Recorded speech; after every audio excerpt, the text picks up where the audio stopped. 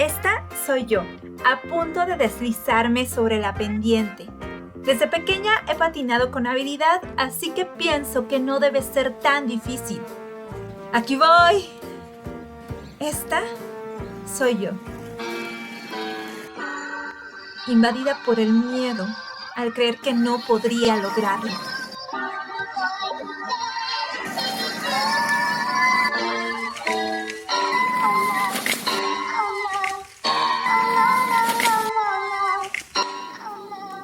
Y es que a veces una sola idea o creencia puede llevarnos a impactarnos de frente con el mundo o con los arbustos. Me refiero a ese bloqueo en nuestra mente que puede ser una emoción negativa o el recuerdo de una experiencia dolorosa. Eso que se conoce como creencias autolimitantes. Bueno, pues por eso me caí, me llené de miedo, pensé que no lo lograría y ante tal pensamiento, mejor decidí impactarme con los arbolitos en lugar de arriesgarme a continuar la trayectoria. Otras veces, una sola idea o creencia también puede transformarnos, ¿no? Cambiar nuestra forma de vida para bien, conducirnos a lograr metas, a cumplir sueños, porque de hecho, nuestro mundo se crea en gran medida por los pensamientos que tenemos y por las cosas que hacemos como resultado de esos pensamientos. Por lo tanto, si mejoramos nuestra forma de pensar, entonces mejorarán nuestras acciones y nuestros resultados. Si transformamos nuestros pensamientos, transformamos nuestra realidad. Decía Albert Einstein, el mundo que hemos creado es un proceso de nuestro pensamiento. No se puede cambiar sin cambiar nuestra forma de pensar. La tesis en la que yo creo firmemente y sostengo en este trabajo es que las creencias definen nuestra manera de actuar en el mundo, incluso más que la verdad. Las creencias nos hacen proceder en la vida más que las verdades. Vamos a ver cómo funcionan nuestras creencias como creadoras de realidades con 3 tipos de argumentos: el naturalista, el culturalista y el estético, desde la biología, la psicología y el arte respectivamente. Antes de comenzar, partamos de la definición de creencia. Nosotros para este trabajo la vamos a entender como la idea subjetiva sobre un hecho o un objeto. Una creencia no tiene la rigurosidad de verdad, solo de percepción del mundo. Bien, las creencias definen procederes, es decir, definen cómo vamos a actuar. Y lo que define cómo vamos a actuar no es la verdad, no es el saber, no es el conocer. Lo que define cómo vamos a actuar es una idea del mundo, una creencia. Una creencia nos vale más para proceder en el mundo, más que la verdad. Comencemos con el argumento desde la biología. El Dr. Lipton, en su libro La biología de la creencia, desarrolla el argumento de que la carga genética de todo ser viviente no solo no determina las condiciones biológicas en las que se va a desarrollar este ser viviente, sino que ni siquiera es el factor condicionante fundamental. Lo que le condiciona como organismo vivo es su entorno físico y energético. Llega el Dr. Lipton a estas conclusiones a partir de sus estudios del núcleo y de la membrana celular. En otras palabras, la vida de una célula está regida por el entorno físico y energético y no por sus genes. Es la percepción del entorno de la célula individual y no sus genes lo que pone en marcha el mecanismo de la vida. Imagínense, cada ser humano está compuesto por unos 50 billones de células aprox. Entonces, si las células individuales se regulan en función de su percepción del entorno, lo mismo ocurre con nosotros, seres humanos que estamos formados por billones de células. Al igual que en las células aisladas, el carácter de nuestra existencia no se ve determinado por nuestros genes, sino por nuestra respuesta a las señales ambientales que impulsan la vida. Pero recordemos que el hecho de que nuestro avanzado sistema nervioso esté comandado por un cerebro enorme significa que nuestra conciencia es más complicada que la de una célula individual, por lo que las extraordinarias mentes humanas pueden elegir distintas formas de percibir el entorno, a diferencia de las células individuales cuya percepción es más refleja. Ojo que lo anterior cuestiona el dogma central de la biología, la premisa de que los genes controlan la vida. Y es que esta premisa científica tiene un error fundamental. Los genes no se pueden activar o desactivar a su antojo. No son autoemergentes. Tiene que haber algo en el entorno desencadenante de su actividad. De hecho, la epigenética es el estudio de los mecanismos moleculares mediante los cuales el entorno controla la actividad génica. Y es hoy en día una de las áreas más activas de la investigación científica. Dice también el Dr. Lipton que no son las hormonas ni los neurotransmisores producidos por los genes los que controlan nuestro cuerpo y nuestra mente. Son nuestras creencias las que controlan nuestro cuerpo y nuestra mente, y por lo tanto, nuestra vida. Propone la nueva biología, consiguiendo la vida como un viaje de cooperación entre individuos poderosos que pueden reprogramarse a sí mismos. Explica que nuestras células son inteligentes, que buscan activamente entornos que permitan su supervivencia y obvio que evitan los que les resulten tóxicos u hostiles. Al igual que los seres humanos, las células individuales analizan miles de estímulos procedentes del microambiente en el que habitan. Mediante el análisis de estos datos, las células seleccionan las respuestas apropiadas que aseguren su supervivencia. Las células individuales también son capaces de aprender de estas experiencias ambientales y de crear una memoria celular que transmitirán a su descendencia. En sus trabajos sobre clonación de células madre, uno de sus colegas, el Dr. Koenigsberg, le dijo que cuando las células cultivadas que se están estudiando comienzan a enfermar, hay que buscar la causa en el entorno en primer lugar y no tanto en la célula misma. Comprobó que cuando a las células les proporcionaba un ambiente saludable, proliferaban. Cuando el ambiente no era el óptimo, las células enfermaban. Entonces, si equilibraba de nuevo el ambiente, estas células enfermas se revitalizaban. Como ustedes saben, hay genes específicos relacionados con determinados comportamientos y características de los organismos. Pero esos genes no se activan, a menos que algo los haga reaccionar. Esto nos lleva a la pregunta, ¿qué activa los genes? El profesor Nihut afirma que cuando se necesita el producto que codifica un gen, es una señal del entorno y no una propiedad intrínseca del gen, la que activa la expresión de dicho gen. O sea, lo importante es el ambiente. El Dr. Lipton lo explica más o menos así. Las influencias medioambientales, entre las que se incluyen la nutrición, el estrés, las emociones, pueden modificar los genes sin alterar su configuración básica. Y los epigenetistas han descubierto que esas modificaciones pueden transmitirse a las futuras generaciones. Miremos este esquema. Se trata de la supremacía del entorno. La epigenética revela que la información que regula la biología comienza con señales ambientales que, a su vez, controlan la unión de las proteínas reguladoras al ADN. Las proteínas reguladoras controlan la actividad génica. Nótese que el flujo de información no es unidireccional.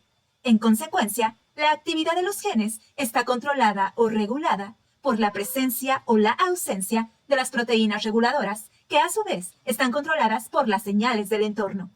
El nuevo y más sofisticado flujo de información biológica comienza con una señal del entorno que después se transmite a una proteína reguladora y solo en último lugar llega al ADN y ARN y da como resultado una proteína.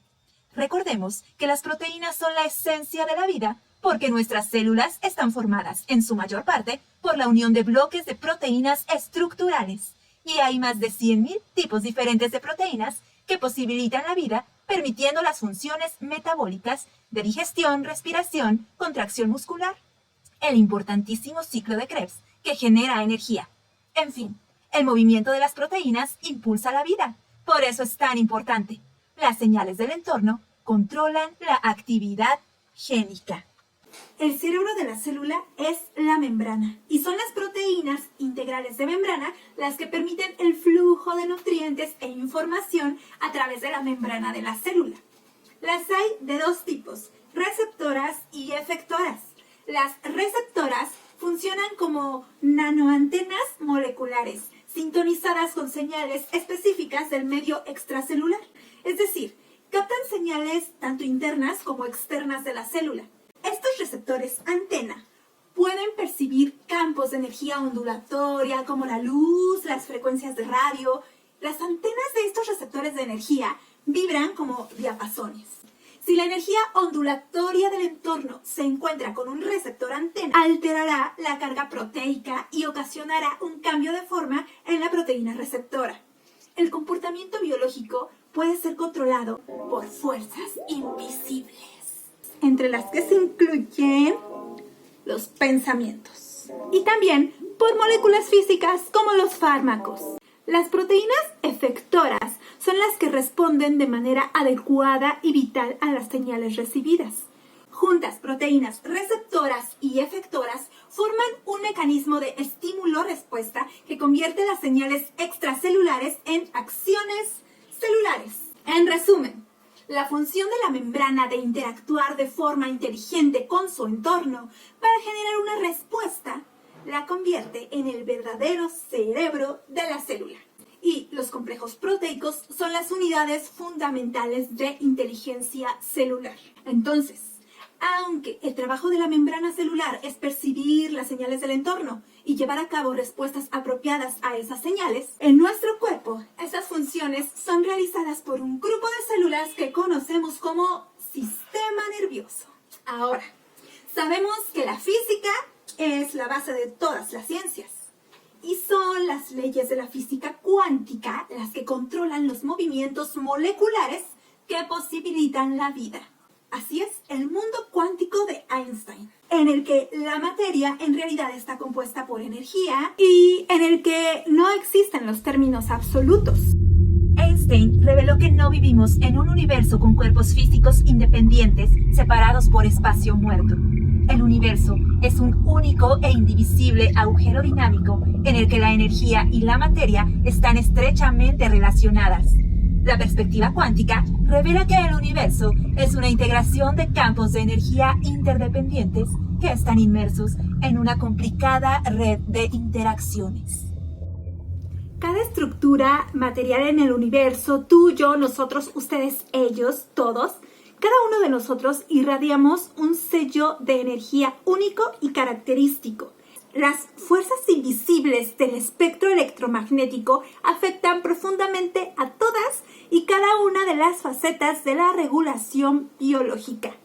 Entre estas energías se encuentran las microondas, las ondas de radio, el espectro de luz visible, las ondas de muy baja frecuencia, las ondas acústicas y hasta una forma de energía conocida como energía escalar.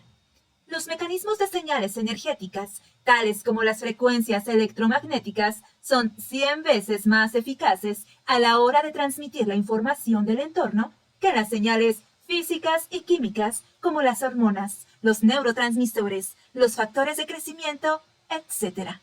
Así, tenemos que los campos de energía influyen en la regulación de nuestra fisiología y nuestra salud. No olvidemos que nuestro cerebro es un órgano eléctrico. Todos los organismos, incluyendo a los seres humanos, se comunican e interpretan su entorno mediante la evaluación de campos de energía. Y puesto que los humanos somos tan dependientes del lenguaje, ya sea hablado o escrito, pues hemos descuidado bastante nuestro sistema sensorial de comunicación basado en la energía. Sabiendo esto, reflexionemos cuidadosamente. ¿En qué estamos gastando nuestra energía? ¿Qué tipo de pensamientos estamos generando? Recordemos que los pensamientos son energía y consumen energía. No solo se trata de pensamientos positivos para mantener el control de nuestro cuerpo y nuestra vida, pues recordemos que en lo que se refiere a la mente, tenemos la parte consciente y la parte subconsciente. La parte consciente es la creativa, la que puede conjurar pensamientos positivos, mientras que la parte subconsciente es, digamos, maquinal. Repite las mismas respuestas a las señales vitales una y otra vez, dependiendo del programa de comportamiento almacenado en el subconsciente. Y en lo que se refiere a la capacidad de procesamiento neuronal, la mente subconsciente es millones de veces más poderosa que la consciente. Ahí se encuentran los orígenes del autosabotaje. ¿Qué hacemos con esto? Bueno, aquí es donde entra la psicología. Dice Borges, ojalá los seres humanos tuviéramos más problemas reales y menos imaginarios. El psicoanálisis nace siendo una teoría biologicista. Hoy en día es una teoría más hermenéutica e histórica, es decir, más de la interpretación que de la verdad absoluta. Decía Hegel, partiendo de esta idea epistemológica, decía Hegel sobre el cuestionamiento de qué era lo real. Y era una discusión sobre qué es lo real. Una discusión hoy muy actual, porque hoy la posmodernidad y bastante los jóvenes han caído en lo que se llama un relativismo ingenuo, en donde cuando se preguntan qué es lo real, todo el mundo dice, pues depende. Y entonces la gente dice, cada quien tiene su realidad. Y han caído en un relativismo absurdo o ingenuo se llama, en donde entonces sucede que con todo es relativo, nos caemos entonces, no sabemos qué es real. Entonces Hegel decía que había una realidad efectiva. La realidad efectiva, decía Hegel, es la que podemos nosotros comprobar a partir del razonamiento. Es decir, que podemos explicarlo. Esta idea es una idea del Tetetu sobre qué es saber. Saber qué es, decía, algunos analistas posteriores de Platón decían, es un conocimiento justificado. Eso es conocer. Algo que yo afirmo, pero lo puedo justificar, argumentar y a través del argumento hacerlo válido. Conocer es un argumento justificado o una idea justificada. Lo otro es una creencia, es decir, es un saber no justificado, solo es una idea que yo tengo personal sobre el mundo.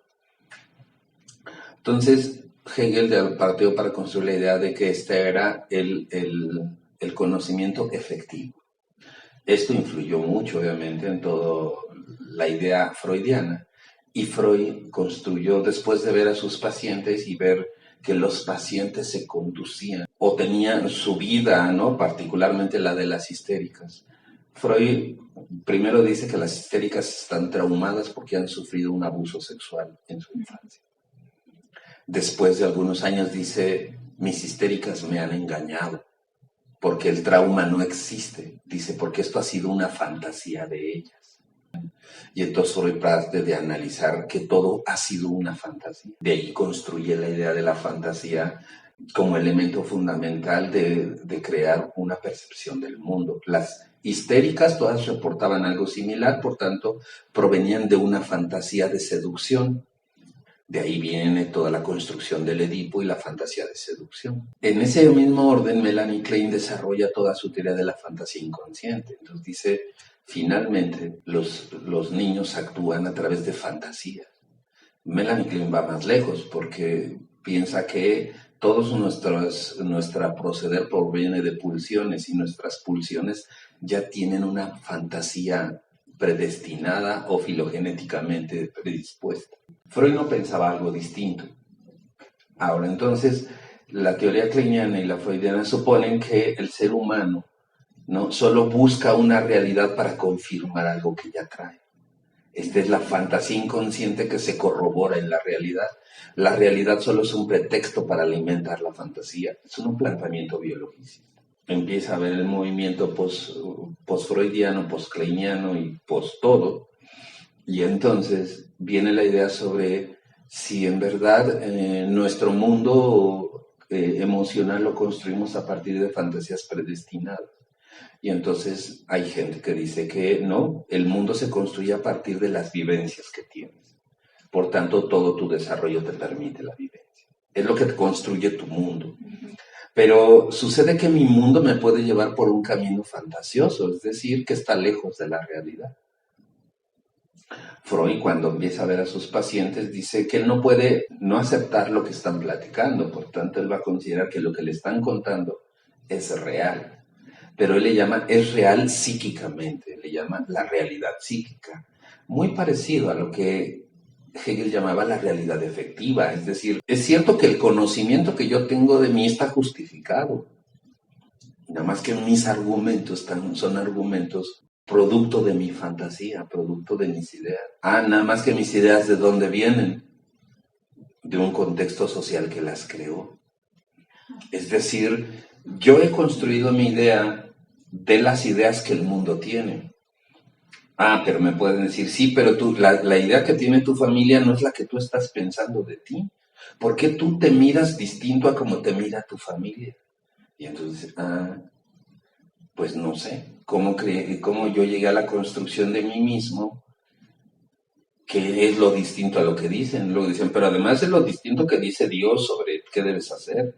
Es lo distinto que dice la sociedad de lo que debes hacer. Entonces, pero es que no sé entonces cómo construí esa idea de mí. Sin embargo, ¿qué es lo que me conduce a ser lo que soy? ¿O qué me conduce a proceder como yo me conduzco, como yo actúo? La idea que dice el mundo, la idea que dice el derecho, la idea que dice mi familia, la idea que dice Dios, no. Lo que me hace ser como soy es la idea que yo tengo de mí mismo. Y esa es una creencia. Es una verdad también, nada más que es una verdad construida en base a mis propios argumentos y muchos de ellos son fantasías mías. ¿Es válido? Claro que es válido. Mi vida la he construido con esto. Porque la he construido en base a ideas mías que quizás no corresponden a la realidad. Sin embargo, ¿qué conduce mi proceder? Lo que el mundo dice que son las cosas, no lo que yo creo que son.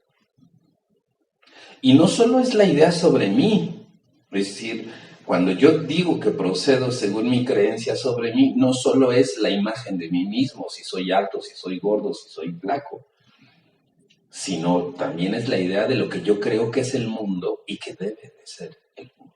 ¿Por qué todos tenemos ideas distintas de lo que es el mundo? ¿Por qué existen las diferencias de pensamiento?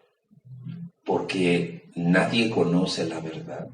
¿O porque la verdad es válida según para cada quien? Decimos, bueno, lo que sí queremos afirmar es qué nos hace actuar como actuamos. La verdad absoluta sobre el mundo, no. Lo que nos hace actuar así es lo que creemos nosotros del mundo, lo que creemos de nosotros mismos, lo que creemos de las ideas, lo que creemos que deben de ser las cosas. Y eso está cortado por mi propia experiencia, y eso seguramente no es absoluto, porque está sesgado por mi propia experiencia y por mis propias ideas y por mi propia cultura.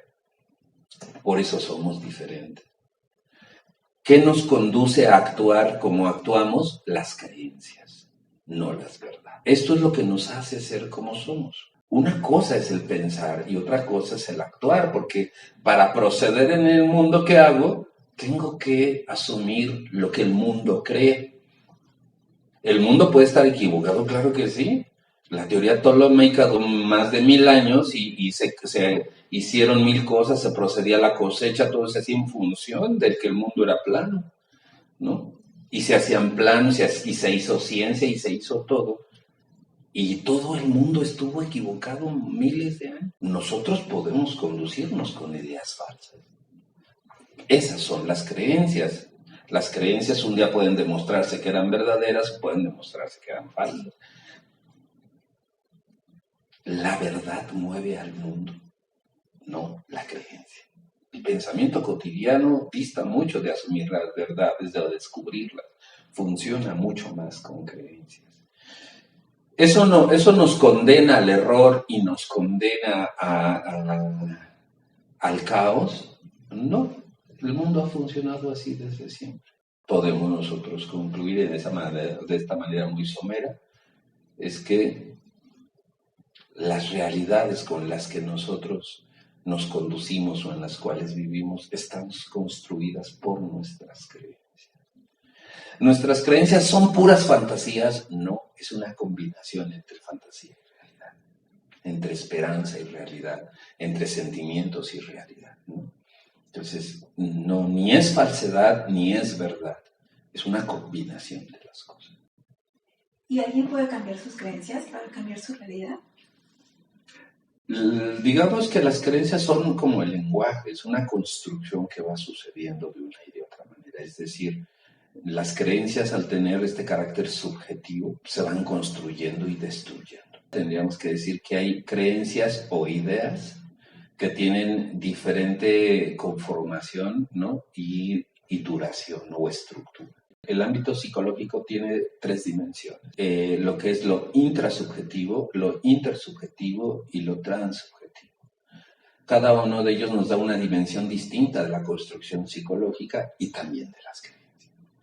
¿Cuál es ese? Lo intrasubjetivo es eso que concierne a mí mismo.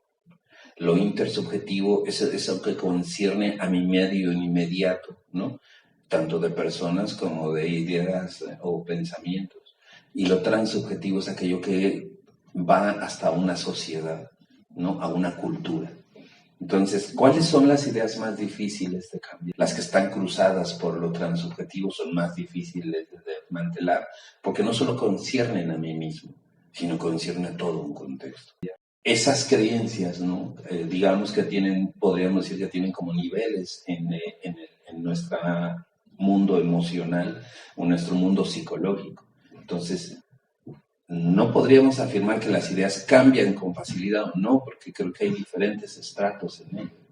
Y hay algunas que podrían cambiar y otras que difícilmente lo harían.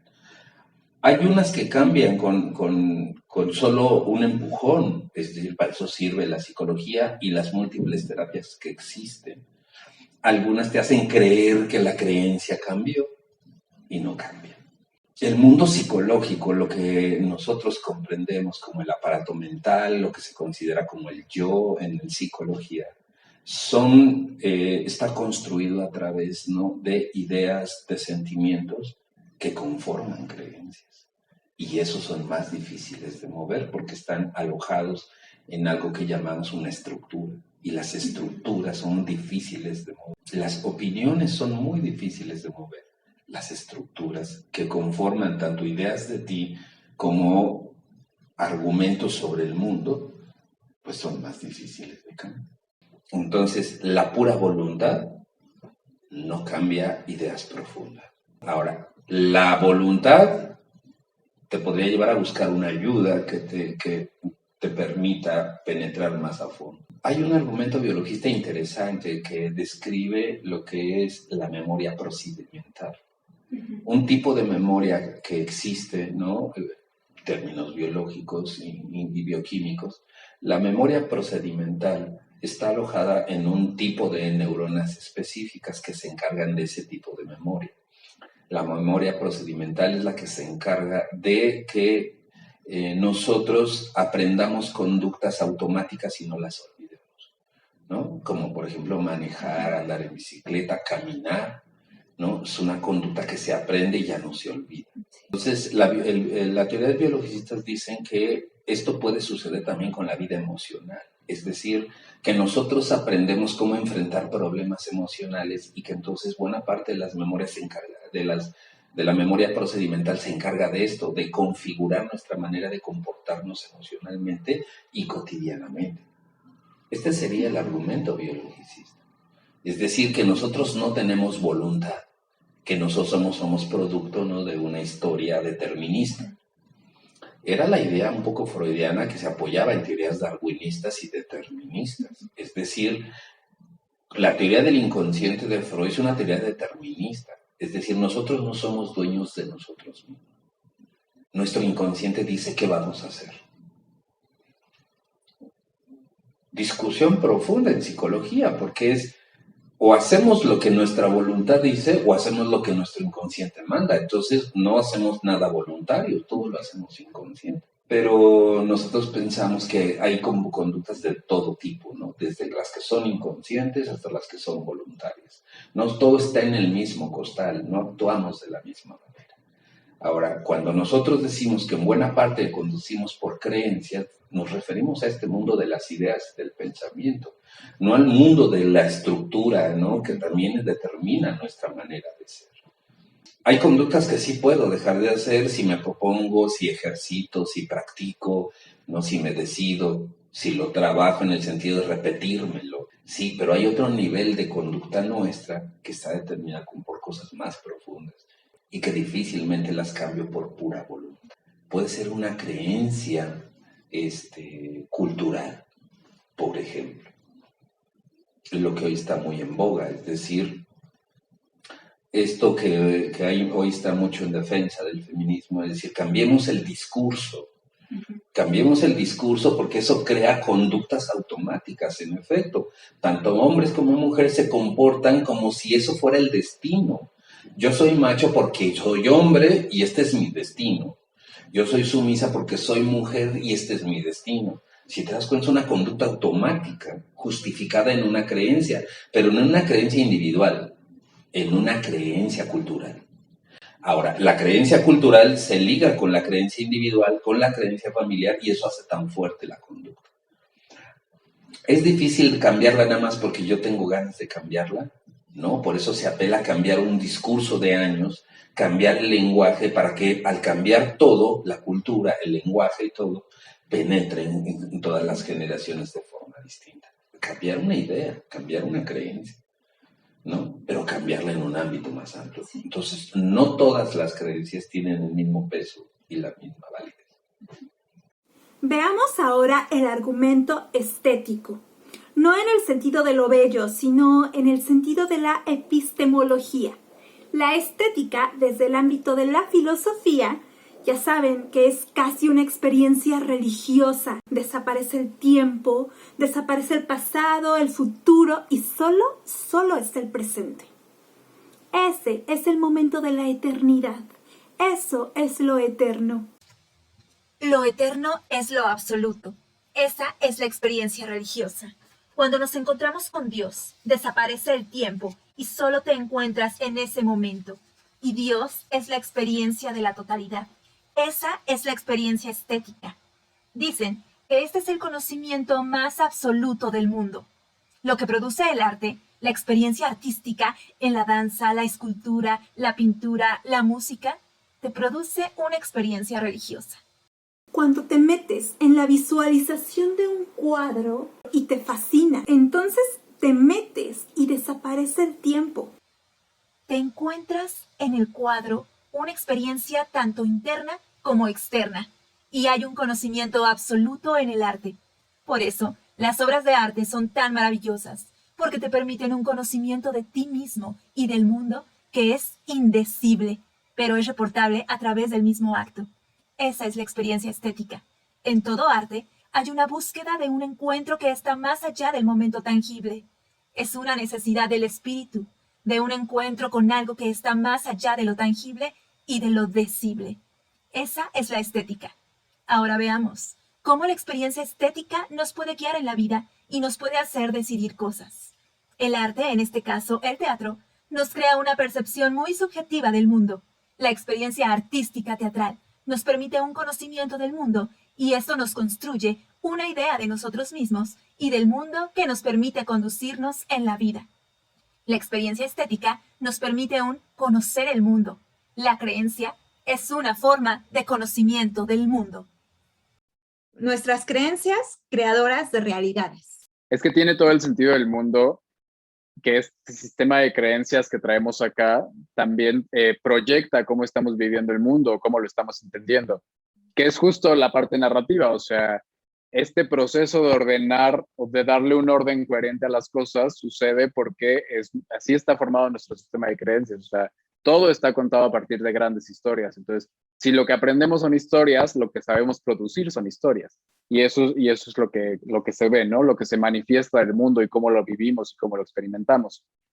Entonces, justo como la parte antinarrativa es que, bueno, ¿qué pasa entonces con el mundo, con cómo lo percibimos y cómo lo vemos, si frustramos esos procesos, si de pronto las cosas ya no están conectadas causalmente?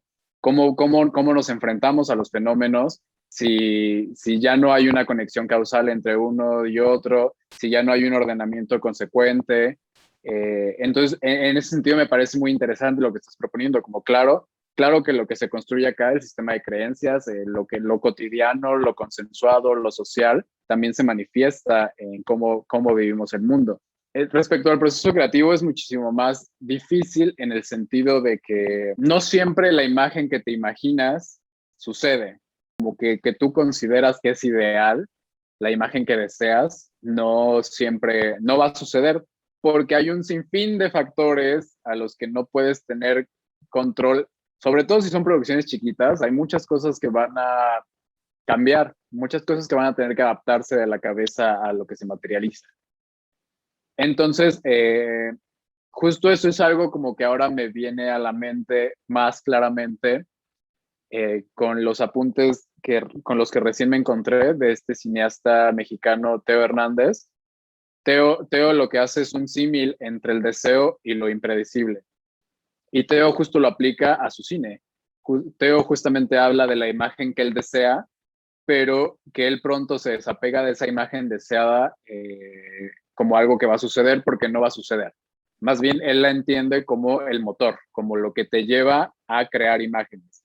Y ese deseo no va a materializarse nunca, pero está la parte impredecible, que es lo que sí va a suceder, lo que se presenta gracias a que el deseo te condujo hacia ello, ¿no? Y esa es justo la imagen que sí sucede, y esa es la imagen pues real, la que sí sucedió, la que sí se materializó. Y el deseo no es más que una fuerza que te llevó a ella. Entonces, en ese sentido, como reconciliarse con esa imposibilidad de crear imágenes tal cual y de materializarlas tal cual como las tengo en la cabeza a la imagen, o sea, reconciliarme con esa imposibilidad creo que es lo mejor que me pudo haber pasado porque me quito de muchas frustraciones. Es como si se retroalimentara creencia, realidad, y realidad va modificando también tus creencias, porque entonces Ajá, sobre la ajá, marcha ajá. vas rectificando y vas cambiando, ¿no? Y Exacto, entonces es exacto, como una exacto. retroalimentación. Entonces lo piensas aquí, lo vuelves a cambiar acá, y esto que pasa aquí en la realidad También te te, modifica te acá. modifica. Qué interesante. Depende también de la apertura que tenga cada quien para rectificar ese primer sistema de creencias, ¿no? O sea, Claro. creo que la clave es pensar que lo que uno desea solo es el motor, esa fuerza motora que lleva, y ya después lo que pase. Es que esta primera idea con la que abriste me gusta, pero la pongo mucho en duda porque es algo que también yo me contaba a mí mismo. O sea, como Sí. es mejor cuando no pasa como quieres. O sea, sí, efectivamente es mejor, pero es mejor simple y sencillamente porque es real, porque eso ya se logró. O sea, eso está ahí, eso está en presente y ahí está. Y lo que quieres, ¿no? Lo que quieres es un estado ideal que te condujo a esa investigación, a esa exploración, a esa búsqueda, pero eso no existe. Lo que sí existe es lo que está acá y en ese sentido ya ganó. Entonces, estamos en constante movimiento. Creo que si entramos a la escena, las posibilidades son infinitas.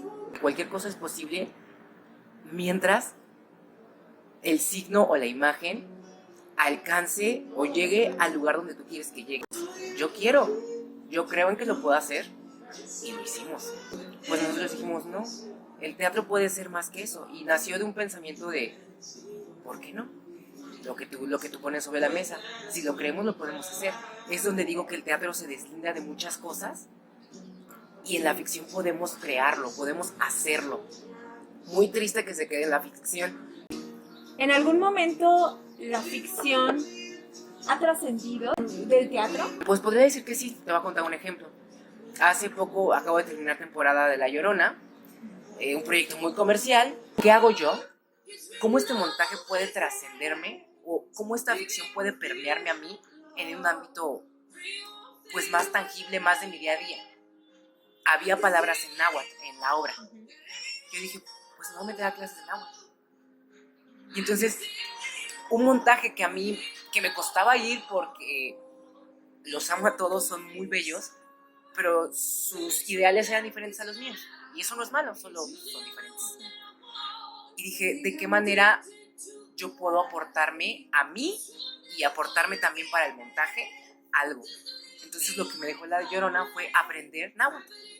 Y entonces de esa manera la ficción cobra vida, me permea, y esto que me permea en mis clases de náhuatl yo lo retribuyo de nueva cuenta a la ficción. ¿Por qué? Porque ya en la obra estaba hablando náhuatl. O no era el mejor hablante de náhuatl, la verdad que no. Y yo pienso que el teatro va un poco más allá.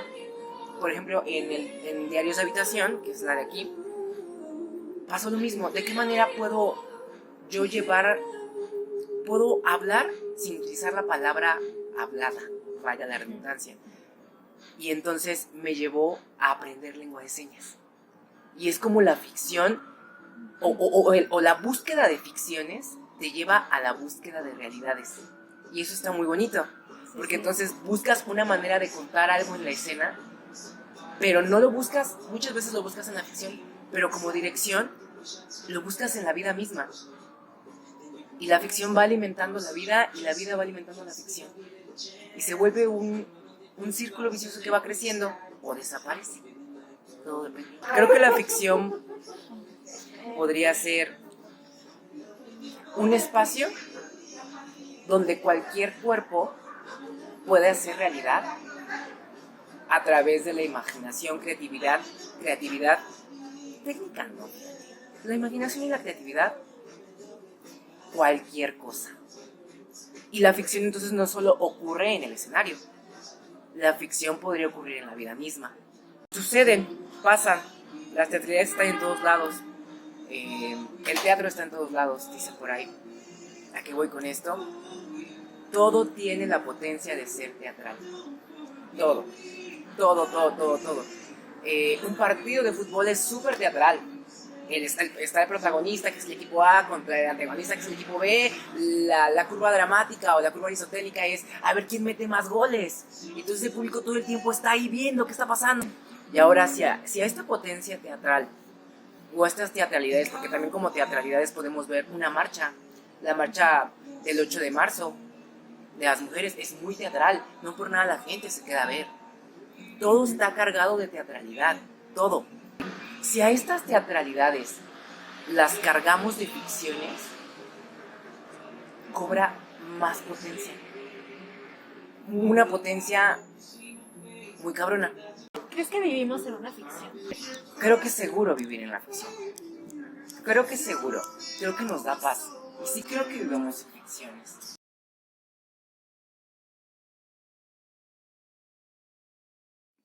Conclusiones. Cada uno va creando su realidad, su programación. Nuestros pensamientos crean nuestra realidad. ¿Lo creamos o no? ¿Lo entendamos o no? No tenemos control sobre las circunstancias, pero sí sobre cómo reaccionar a esas circunstancias. Todos vivimos en la misma realidad, pero todos la experimentamos de una forma diferente. Vemos lo que pensamos. Nuestros pensamientos crean nuestra realidad. ¿Qué pasaría si empezáramos a cambiar nuestros pensamientos? La trayectoria de nuestra vida va a cambiar. Einstein decía, somos arquitectos de nuestro propio destino. Como todos sabemos, el conocimiento es poder. Y por lo tanto, el conocimiento de nosotros mismos supone una mayor capacidad de actuación. ¿Esta pregunta?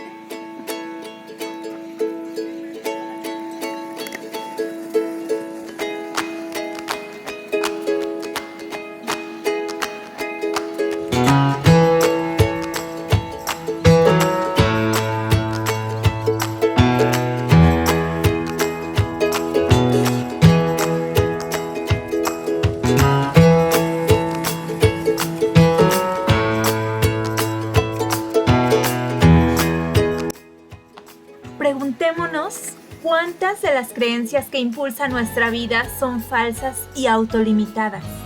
Atrevámonos a cambiar dichas creencias si queremos vivir más sanos y más felices. ¡Uh! ¡Lo logré!